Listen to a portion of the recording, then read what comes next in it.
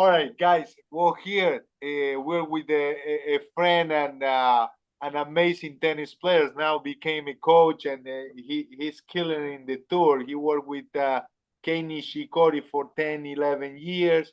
He worked with Grigor Dimitrov for 2 years, and now he's with Kovacevic. I think Kovacevic used to play for University of Illinois. And anyway, thank you, Dante, for taking the time. And I'm going to ask you a couple of questions, regarding to what do you mean to be a good tennis coach? What are the things that you need to have according to you? Well, first, hello, Javier. Thank you for having me here, and good to see you. A long time I haven't seen you in a while, but I mean, actually, for me to be a good tennis coach is just is like it's part of your life, It's just to be very consistent on what you're doing, have good discipline, and just be there, day by day, every day. That's part of any job, I think. Obviously you gotta have experience. I think if you were a player, even better. I know that some coaches out there, they haven't have that many experience as a player, but they still are good coaches, because they know the game, they know the technique part too, and I think the big part of being especially on the tour, a big thing for me is to be a big motivator, to try to motivate and stay big motivator. Yeah. Stay out there, motivate the person that you're with, and try to be the most positive, and always have one idea, special idea on what you're working on with him, and be consistent on that, not go with many different ideas and many different things that you can kind of messed up the kid's head, the player head. I'm drinking mate. Yes, sorry, no problem. Take your time, man. No problem. So now I'm gonna ask you this. So, for example, with this new guy, so now you have a guy that is not as experienced and compared to Dimitrov and Kei Nishikori. So, what do you work with him, or how do you defer your training compared to him, compared to the other two guys that were a lot more of a higher level player? It's actually, well, when I started with Kei, it's funny that you say that, because when I started with Kei was young. Kei was 20 years old, and he was 98 in the world. So when I started with Grigor already was top 20, and he had 29 years old or something like that, 28. So, that was already a different.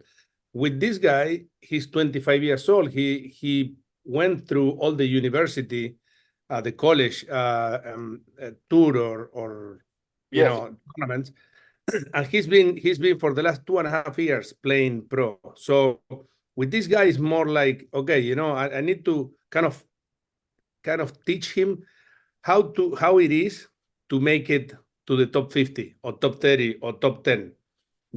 It's more like the routines that you do day by day, the discipline that you gotta have. It's completely different to come on the tour than to play a college level or challenger level. Yeah. So training wise, I use pretty much all the same drills, with everybody.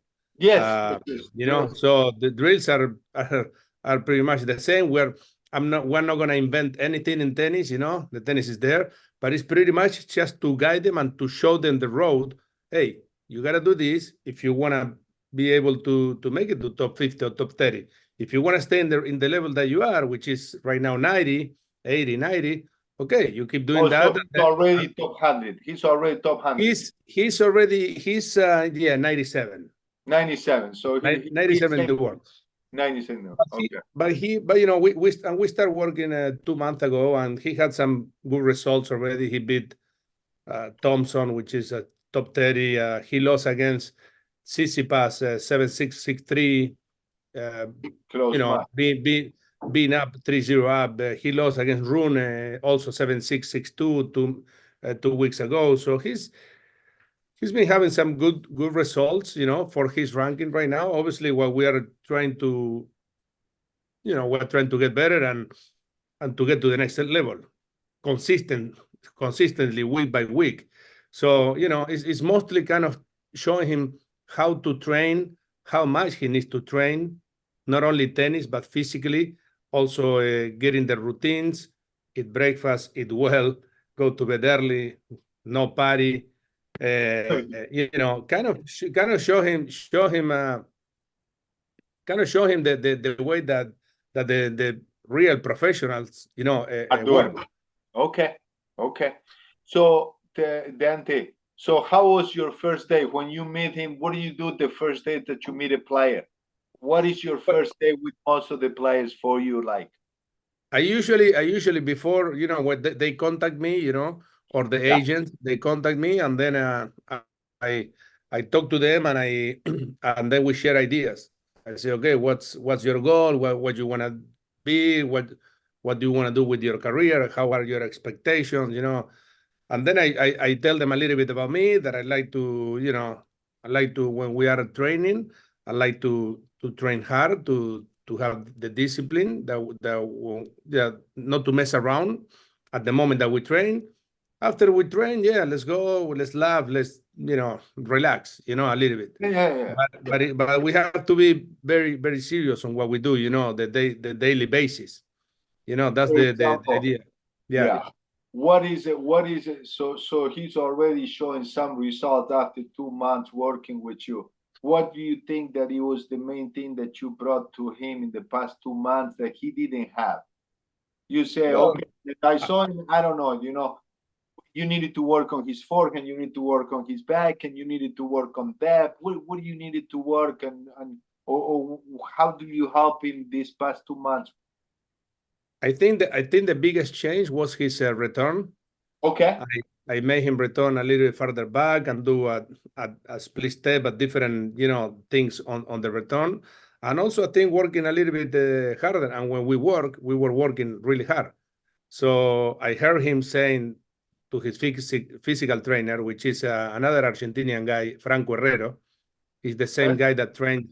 He's the same guy that trains Tommy Paul. So, telling him, man, Dante, he pushed me a lot, blah, blah, blah. So I think that also, and also I think being with him, being a little more experienced, having experience with other top players, I think give him a little bit confidence too. That's what he told me a little bit these couple days. At the beginning, actually, it put him pressure Okay. because for him, because he felt that that I'm a big name for him, that he needed to impress me and to improve me something. And then obviously, we start knowing each other, and I sit down with him and I tell him, listen, and relax. If I'm here with you, it's because I believe with you, I believe in you, I believe in your talent, and this is not going to happen from one day to another. We need to. It's a process. We need to work day by day, and then the things that are going to come along. So the main thing that so far you have seen that his return needed to improve in terms of technical, if you want to put it that way. How what about a strategy? Do you see that? Do you like how he plays? What would you want him to do a little better down the road, if there is Well, any? the main thing was the return, because he Okay. was missing two returns a game, so it was Okay. obviously very hard for him to break. So now he feels much more comfortable from the baseline, and he feels like, okay, now I can play the full match. Before I was always serving, because he serves pretty good, and so that was the main thing. And then obviously, strategically, yeah, I like him for play a little bit more, work the point a little bit more, instead of just going for the big shots right away, which he's been doing it. He's been doing it much better. I see. I see. So changing you kind of the subject, Dante. What's tennis to you? A lot of people have every different definition. What's tennis for you? Tennis is my life right now. Tennis is Okay. my life. Okay. I started playing when I was 4 years old, Yeah. until I tried to make it at the top level, professional. Obviously, I I was stopped at the middle of the road because of many things, you know, financial things. Maybe my level wasn't there. Maybe I didn't have a guide that Yeah, will guide me very well. And then at one point, I think no, at one point I was very burnt out yeah. in my head Go ahead. before before going to college, actually.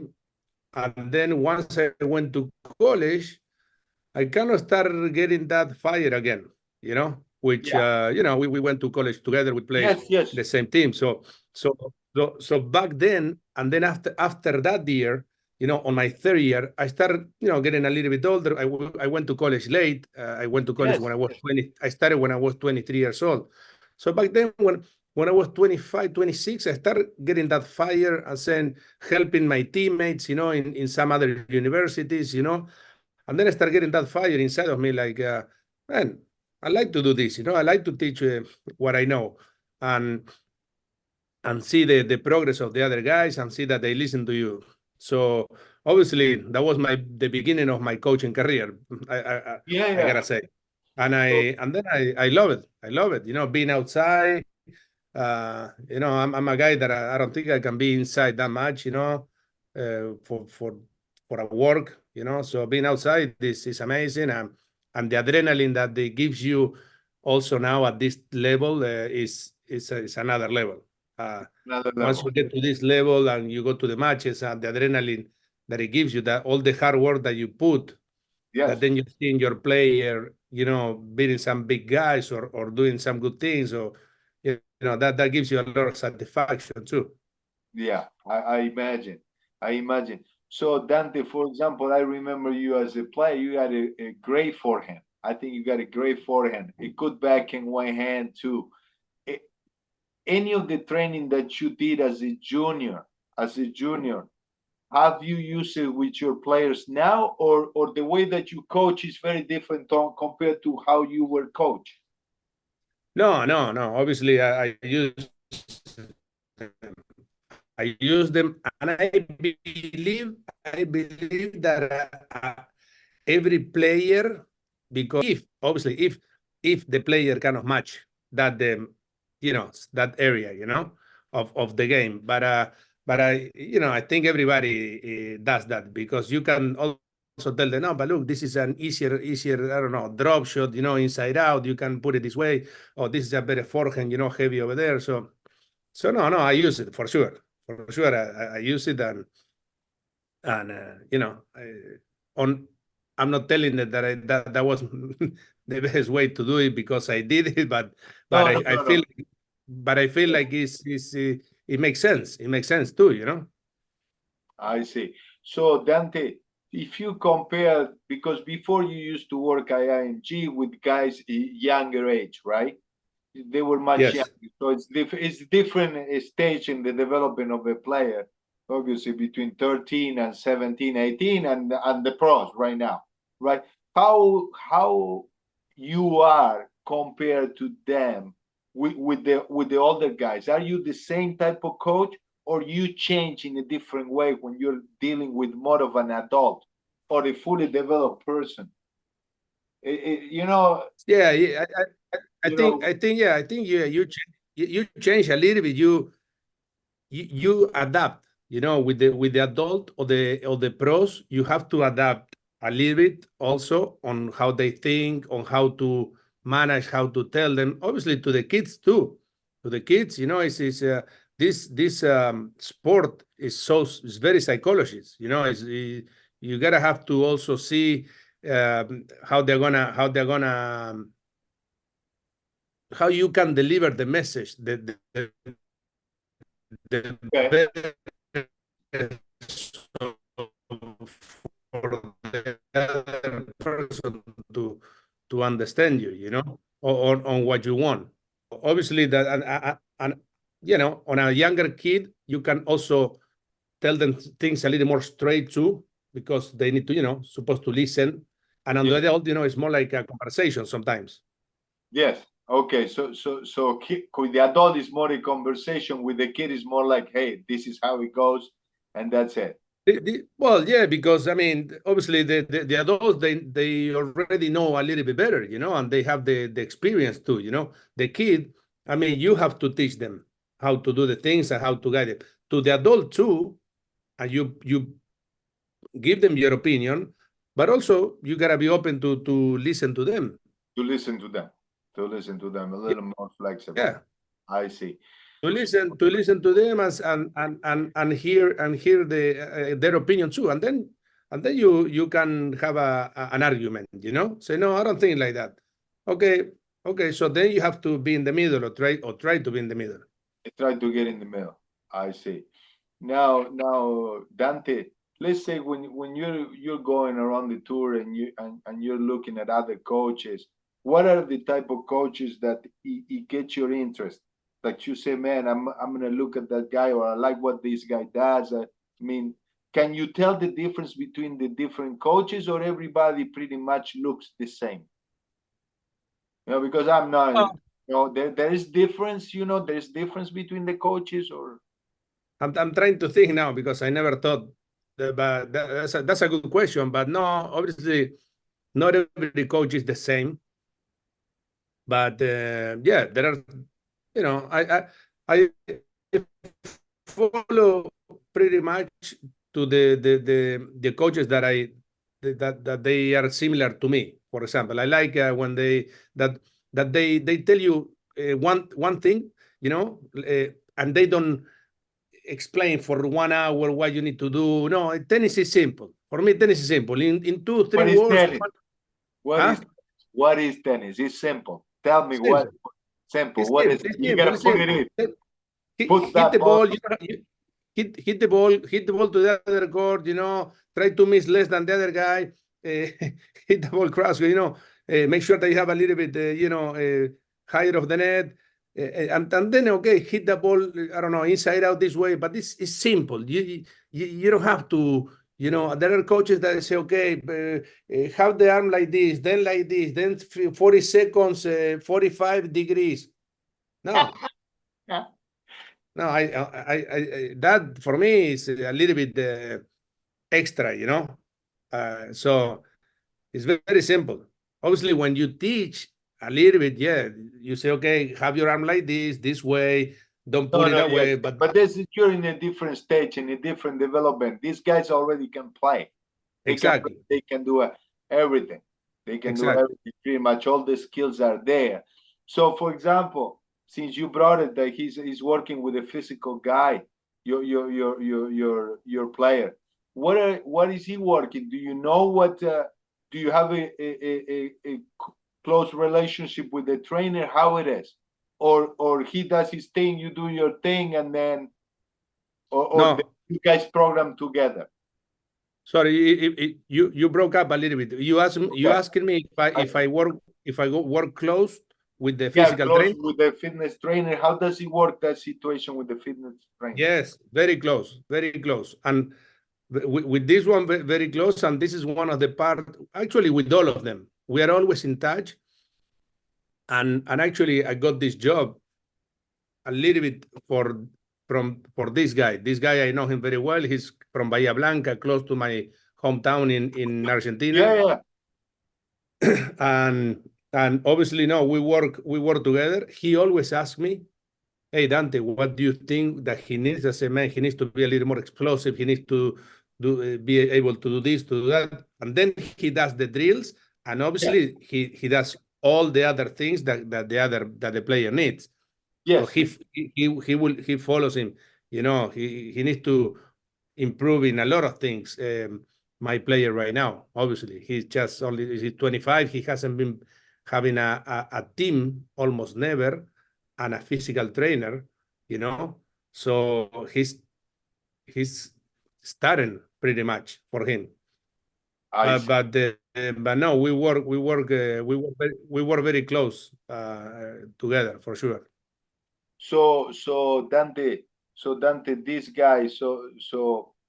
So basically, how many hours? So a week, for example, for this kid right now, how many hours are you training with him weekly? What are the sessions look like? What is a week with him? Well, Obviously, it since changes I with the start, other tournaments, right? when you have tournament, when you're in the week of the tournament, it's a little less probably volume. But in general, Yeah. what's the week like? But since I started, with him, which was after Australia, he already did a preseason. So we've been working 2 hours, 2.5 hours of tennis, Okay. and then he does another hour or hour and a half of fitness, and then he does an hour of physio or massage. Oh, okay. With the same guy Obviously, sorry. with the same guy than the trainer, he's doing the massage stuff, the physio stuff with the same guy or different guy? No, different guy Different. in his house, in his home. He has a different guy. Obviously, before coming to practice, he has to be there 45 minutes before to do all his routines of warm up and stuff. So it takes you pretty much all day. All day. I don't know. Yeah, pretty much. I don't know. I feel like before, it's also depends the players. With K, for example, with K, I used to practice 2 hours in the morning and 2 hours in the afternoon. But he was Japanese, right? Like a machine. Like crazy. Grigor, for example, no. Grigor just 2 hours in the morning and that's it. Boom, boom. Or even a longer session, 3 hours or 2.5 hours. Get the job done and. But I feel that there are a lot of players now that they are doing that. Just do one good session and that's it. I don't know if it's not to get injured or obviously with K was younger, was 20.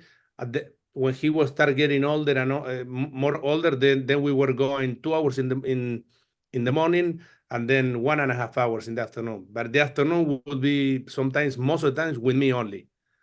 So I would work on baskets or certain aspects a little bit, of more technical. Basically, you more were technical and more specific, more specific that you don't work your body that much. yes, yeah, not so physical. Yeah, not so physical. So I was gonna ask you Not so physical. Like specific shots. what is the thing that I mean, Hmm? obviously, there is when you look at a player and say, man, this guy has talent, okay? I mean, obviously, all these guys have talent because all these guys are very good players, no question about that. But what makes the difference? What do you think it makes the difference between let's say, a top 10 and a top 100 and a top 250?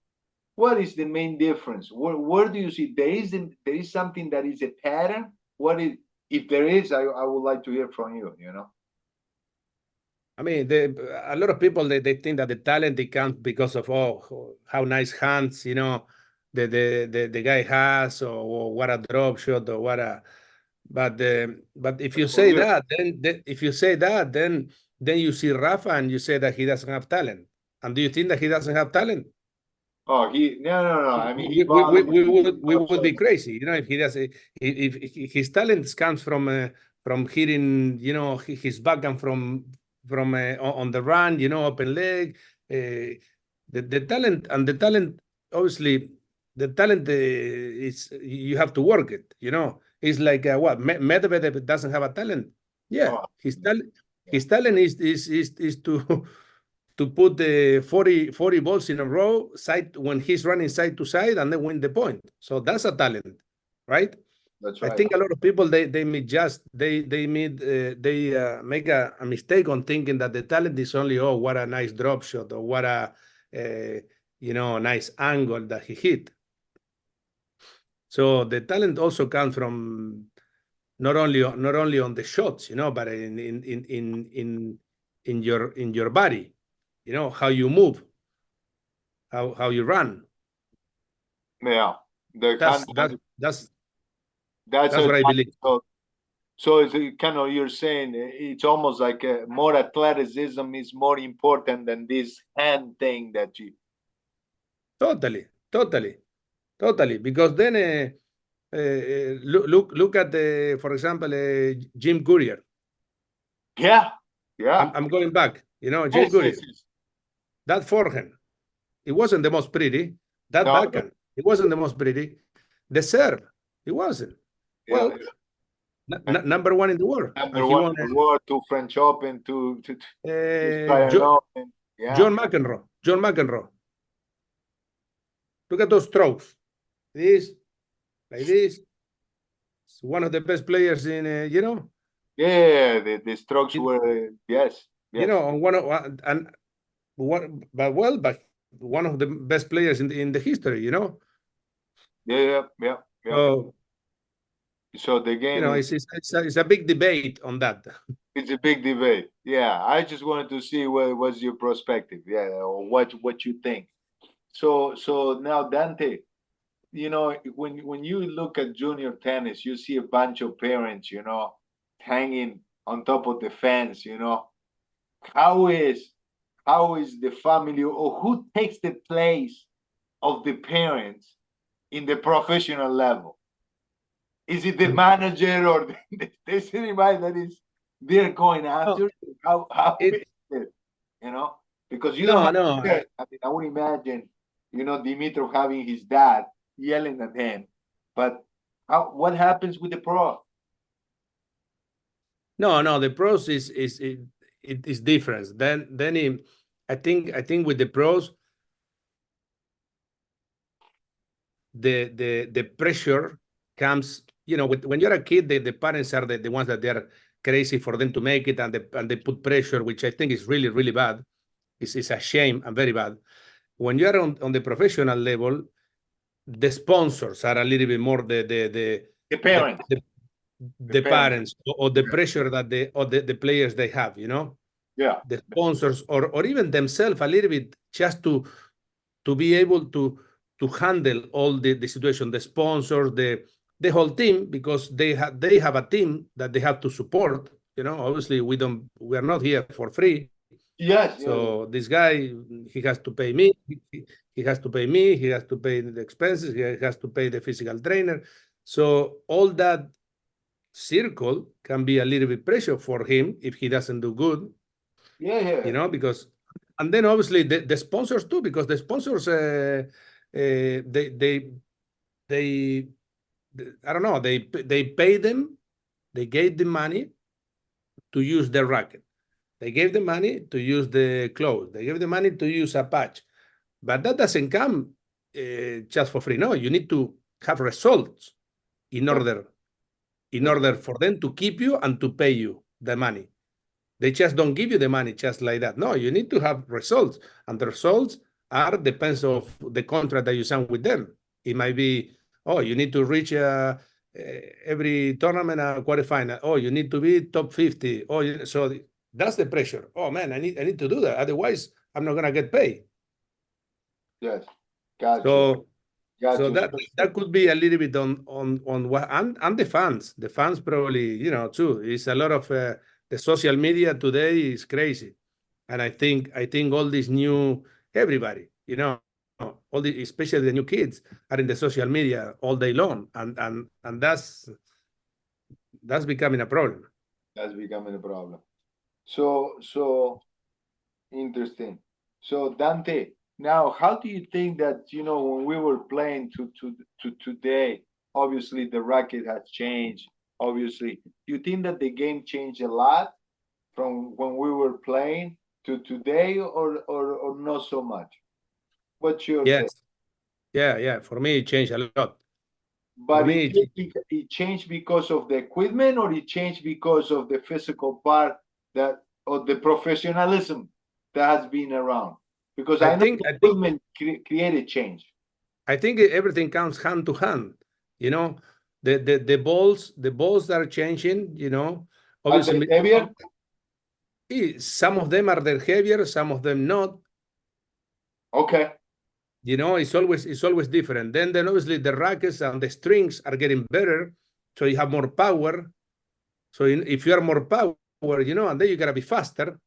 So then obviously the professionalism on the players, you always are hiring someone, another coach, another physical trainer, another new exercise that you can do, to get faster or stronger, So all that change. if you see the tennis from I don't know, 20 years ago, the guys are hitting the ball. I'm talking about ex number ones in the world or top tens. Sí, sí, They hit the ball and they are in the same spot like this. And then they go and they hit the ball and they recover, like that. Today is impossible. Today is a ping, ping, ping, ping, ping, ping. It's like a computer. It's like a game, video game. Like a game. Yes, it's like a game. Yeah, 100%. And the things that they do is insane. You Yeah. see Alcaraz, you see Sinner, you see Grigor now this week in Miami. Grigor is very super athletic. I don't know. You see all these guys. Now, for example, Grigor is doing right now. I mean, well, he got a good week. Maybe it's just a week. I mean, no question that he was supposed to be the next Federer a long time ago. And he probably worked on him. It was not easy that pressure on him. Now, what do you think? What do you think that if you look at, let's say, you divide the tennis, technical, physical, mental, what percentage would you give to each? For you, I know that everybody might have a different idea. How would you divide it? I don't know. That's very difficult question. I think for everybody would be a little bit different too. But I would say mental, especially at this level, the mental part is a lot. It's a lot because you already know how to hit. Everybody knows how to hit a forehand, a backhand, a serve. Some of them better than others, But to be the week by week for the full year, for a couple years, there and focus and concentrate and for 5 matches or 7 if it's a Grand Slam per week or 2 weeks, like it's a Grand Slam, it takes a lot on here, So obviously we give a lot of that's why I'm trying to, this is kind of what I'm trying to teach to Kovacevic. It's not only about tennis, is you need to get physically, you need to get much better. Because now it's not only 2 hours matches or 3 hours matches. No, you win that one, you need to play the next day. And then the next day, if you want to reach what you want to reach, which is top 50, top 30, you need to win a lot of matches to get there. A lot of matches, yeah. A lot of matches. You need to be here, healthy here. Go to bed early, focus on what you're doing. If something is going on outside the court, which it could be a fight with your girlfriend or wife or parents or a friend, it affects you. So it's actually that's why you need to have people to to handle certain things outside the court, and you gotta focus only. Hey, do I have my racket strong? Yeah, okay. I need to go to bed early. I need to eat good. I need to go perform tomorrow. That's it. And then the rest, leave it for leave it for the manager, for the coach, for the physical trainer, for the psychologist, if you have one. You gotta try to do that. Does your guy has a psychologist too or not? No, not at the moment, I think. Not at the moment. He told me that he worked with someone last year, but not consistently. You gotta understand that he's 100 in the world, and it costs a lot of money, everything. So obviously he's not at the level that he can have a big team yet. Yeah. So I see. So Dante, what I'm gonna take you back to when you were in IMG. Okay, when you were in IMG working at the academy. What do you think is the best thing that academies do for players? What is what an academy, compared to being, with the private coach and compared to being an academy, what do you think academies bring to players? Well, I worked there in 2008 until 2011, and then I started working for the academy because I started working with Kay. But obviously, the academy, IMG Academy, is huge. It has like 300 students, in different groups. Yes. So what is good about the academy that you don't have with a private coach only is like you can mix in with a lot of different players. and you can hit and you can do a lot of drills with always different type of balls, because every player hits the ball and play different, you know. Yeah. Yeah. You can hit with a lefty. Let's say I hit with you, you're a lefty. Okay, your ball comes different than if I hit with another guy, righty, that hits with topspin, or with another guy that hits a flat. So I think that's you know, and obviously the social part, which is very important for a kid. I think it's very important, you know, for a kid to socialize, you know. Because he's able to do a lot of hours, because there is a lot of kids, there is a social environment exactly pushing him, is driving him in there. Exactly, and then you see, and that's a good point, because then you are competing not only with yourself, but you're competing with your teammates. You know, say, okay, hold on, I want to beat this guy. I want to be better. I want to be better. So this guy does something really good, and then you say, okay, next week I want to be that guy. You know, I want to win this tournament. So you're always you know, kind of competing with each other. I think that's very good for the academy. I'm not saying that the private coach is bad.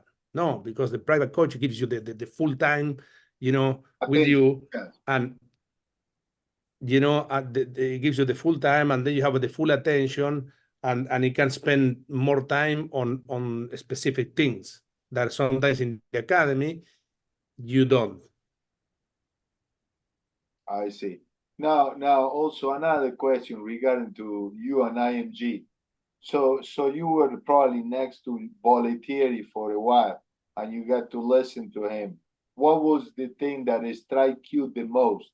So if you had to say, man, this guy was amazing because of boom, what? His motivation skill. Yeah. His motivation skill was another level, you know, and his commitment and discipline. You know, he would be at the academy at 5 o'clock in the morning, and he would leave at 6. He would be the last one, you know, and he would always come and try to tell you, you know, and also keep it simple. He would keep it simple. He wouldn't go and fool around that much, you know. On his speeches, yes, because he would give a lot of speeches. You know, he loved it to talk. He But definitely could talk. Tennis, he definitely could. Yeah.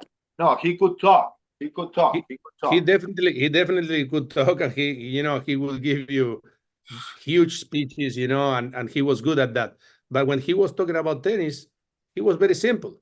He wouldn't go and tell you, you know, like this, like that. He would be very simple. A couple of words, he would say something, whatever he thought that it was the right thing. So it was a good experience for me to have and to work beside him. And he actually wrote a couple books. I mean, in those books, in some of those, you know, he always have a good words towards me, you know. So yeah, it was great. So now, Dante, what you think you meant? Well, I mean, I guess you told me what you thought that you didn't have. So now, if you compare yourself, you know, as a player, and you look at these guys today, what you think that these guys have that you didn't have? Oof. Well, obviously, to have a team behind you, you know, I think that's very important. That's huge. But then if you know, I think for what I was missing the most, it was probably the physical part at one point, you know. But to have someone, I think, to guide you and to tell you specifically, you know, things. What do you need to do, you know? Listen, you're doing this wrong, you know, kind of guide you this way, you know, because then you start going this way or this way, and then for example, I was lacking a lot of after matches, stretching or cooling down or maybe eating better. But we didn't know, you know, back then, because we were also alone and we had a sponsor, and we couldn't have a coach that would tell us all the time, you know, what to do. And keep you there. Yes, exactly. I had some really good coaches. Don't get me wrong, but I stopped also when I was 19 years old, and when I was 19, 20, and when I was 16, I left by myself to Europe. So, and that's the moment that you kind of start developing, That's 14, the moment 15, where you need to really get the push, stuff going. because that, Push. yeah, because that's when I started playing futures or satellites back then, that are the new Yes. futures or challengers of today. So that's the moment that I needed someone, there to guide me and to tell me and to also tell me how to play with these big guys, because I was 16, 17, I was playing with guys 25, 30, all over Europe, and obviously you lose confidence. You say, oh man, this is not for me, which, to be a little more patient. Dante, and I think I tell the kids, one of the things that I felt, because I kind of felt like when I got to 16, 17 years old, it was very hard for me to find a structure. I start getting, you know what I mean? All It's over the place. all over the place. I felt like, between 12 and 15, I could lock myself down and work. But after that, it was just hard. And it seems like it's the age where you need to make the jump. If you're really going to play, you got 3 years there where you really need to get better to be able to jump eventually. Otherwise, it's like, Yes, yes. Well, today I think that since I think before was that age, because everybody was kind of yeah, stopped finishing that very 29, early. 30 years old. Today is you see guys that they are 30 and they're just starting to play the best. Look at Grigor now. Grigor is 31, 32, and he's starting to play his best tennis of almost his career. Yeah, He just reached top 10, and when Isner won his thing of the reached the master final, the Masters 1000 or final, or he won it also, he was 31. It's the new, the years are changing, but back then, obviously, yeah, today you have a longer process, but still 16 is very important, 16, 17, because then you decide, okay, should I make the jump in or go to college, which in college you can still be you very can. professional and keep trying. Yeah. But now let's say you have a kid that is playing futures, okay? He's playing futures, and this guy, how that he knows, man, do I have what it takes to jump into professional or not? Because obviously how many years would you hang on a future level until you say, hey, should I go professional or not? Because Yeah. how do you know? There is a way to know, or there is no way No, to.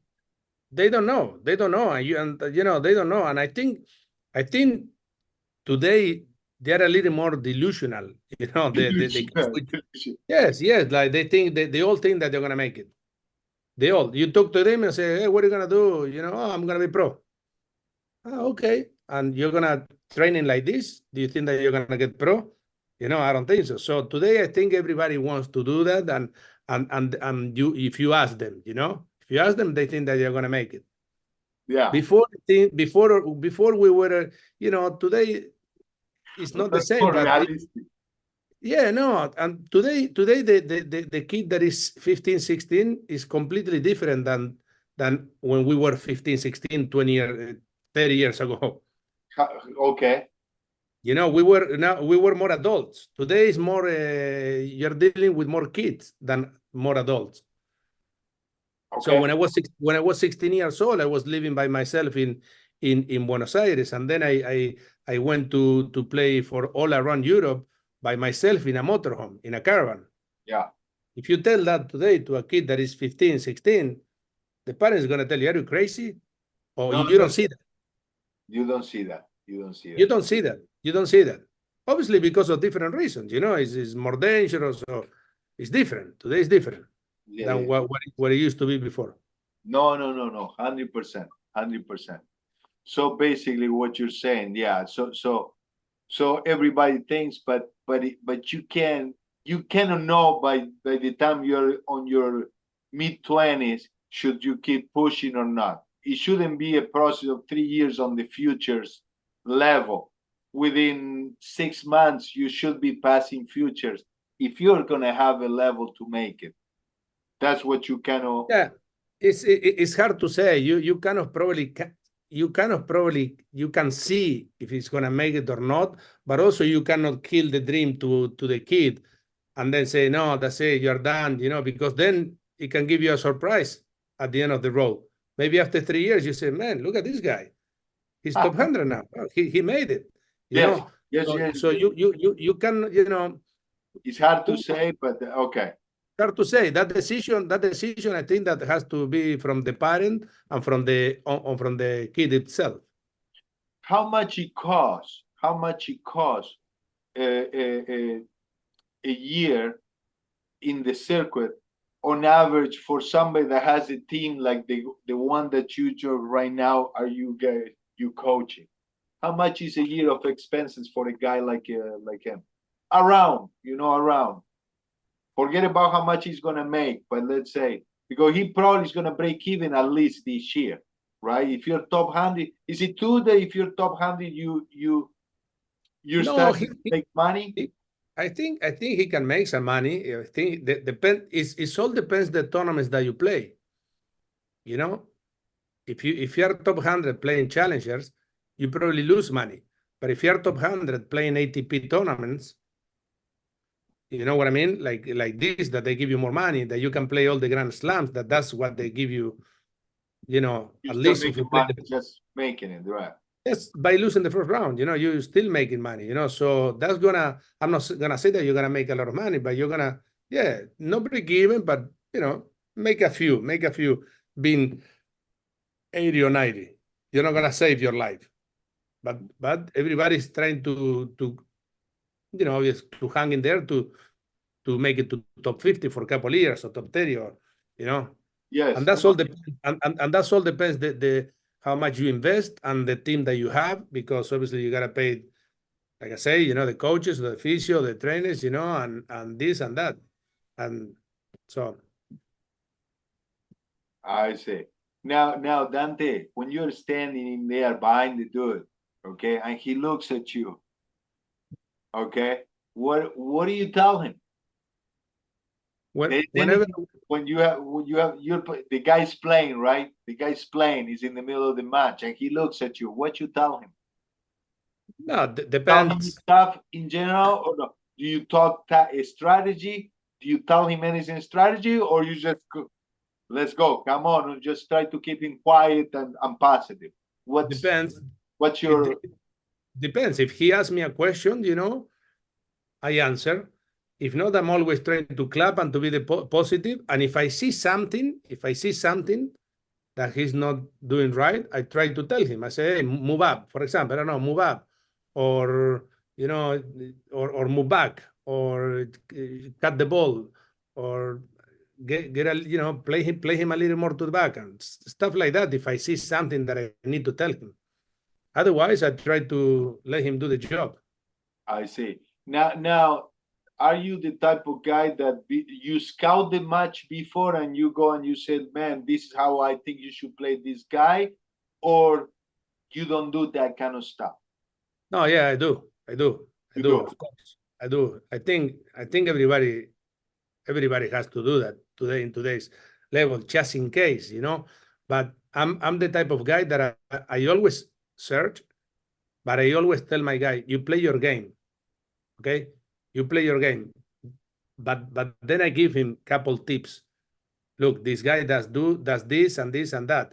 So maybe we need to go a little more on this side, Or I don't know, when you open the ball, the court to the backhand side, then probably the next one, go really quick to the other side because he doesn't move that well. Stuff like that, But I'm not telling him to play uncomfortable from him. Yes, 100%. All right, Dante, my man, thank you so much, Dante.